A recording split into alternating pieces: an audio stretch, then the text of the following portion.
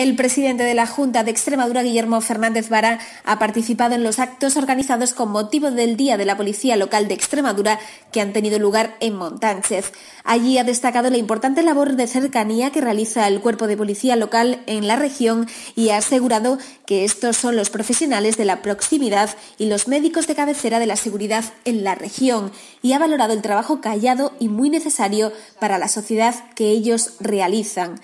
Bueno, hoy hemos rendido un homenaje a los policías locales de Extremadura, esos profesionales de proximidad, que yo les he llamado médicos de cabecera de la seguridad, que desarrollan un trabajo callado, muy necesario para la sociedad y que a veces y en muchas ocasiones no reconocemos lo suficiente, ¿no? Y hemos tenido la oportunidad de decirles lo bien que lo hacen, de agradecérselo, de reconocérselo también en forma de diplomas y medallas y de rendir un homenaje a los policías locales que fallecieron víctimas del terrorismo.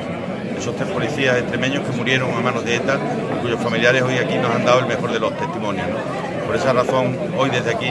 celebramos un día muy especial de reconocimiento a los policías locales y quiero también agradecerle a todos los que en cualquier rincón de Extremadura desarrollan cada día su labor, ayudan a los niños a entrar y salir del colegio, están pendientes de los mercadillos, ayudan a la gente a salir del centro de salud, regulan el tráfico o están pendientes de la seguridad ciudadana. Mi mejor y más agradecido homenaje.